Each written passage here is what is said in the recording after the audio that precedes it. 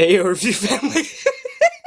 It's one of the most entertaining things I've seen this week. Why is this so funny? This shouldn't be that funny to me. Hey, review family, keep it tight. My name is JMorris, Review Guy, and I'm back again to bring you another video. And in this one, I'm going to be talking about the new Lil Skies album, Shelby. So Lil Skies, he is a Pennsylvania rapper, and this is the follow-up to his 2018 major label mixtape release, Life of a Dark Rose. And it got a lot of kind of polarizing reviews. There were a lot of people that were really enjoying it, and a lot of people that really didn't enjoy it. A lot of people thought it followed a Soundcloud rap formula, and to be honest, going back and listening to it in preparation for this review, I won't really say it either way, but I definitely disliked more of it than I liked. Luckily, this is one of those quick reviews. This is one of those reviews that I can sum up my thoughts pretty easily. I liked more of Shelby than I didn't, but it is pretty obviously following a pretty harsh trap, SoundCloud rap, pop rap, whatever you want to call it, formula.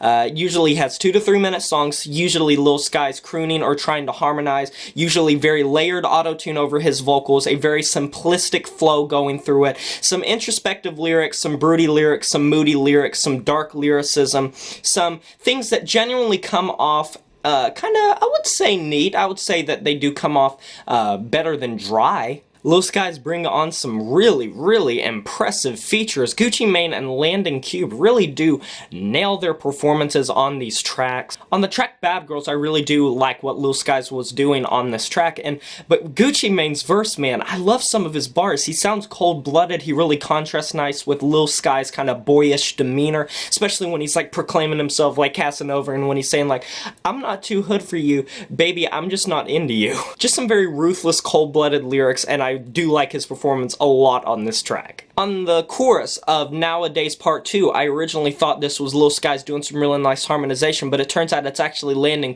who appears on the track, and once again, I think I may like his feature even more than Gucci Mane's feature. I do love what he's doing on this track. He sounds very melodic, he sounds very heartfelt, and it's one of his really best performances in my personal opinion from what I've heard from him. On the track Stop the Madness, considering it's over 4 minutes and features Gunna, yeah, I kinda wish the madness would stop. To be honest, this album is following a strict formula, a strict pattern, and you're gonna get it really fast. And the main thing that, in my opinion, makes this an enjoyable listen more than it isn't, is the beats. The production. That's it. The beats on this album are super sticky, they're super infectious, they're super catchy, they're super dark at times, they're super upbeat at times. They have that old SoundCloud rap appeal, that melodicism rolling all across it. They're very spacious, very cavernous, they have a lot of room to breathe, and for trap instrumentals, they're particularly much more catchy than a lot of the stuff that I'm hearing nowadays with more people trying to push boundaries and experiment, which I prefer that to this. I'm just saying, if I wanted to listen to an album like this is one of the best I've heard in a while.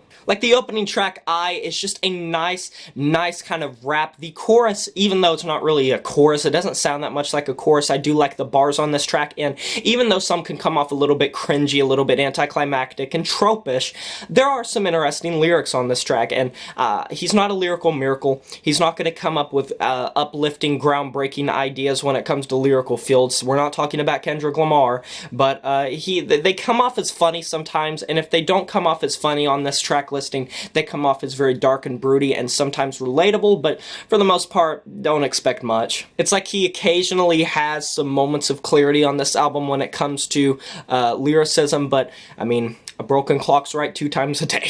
I mean, when it comes to choruses, a lot of the choruses can come off a little or forgettable or unmemorable, such as on the track Breathe.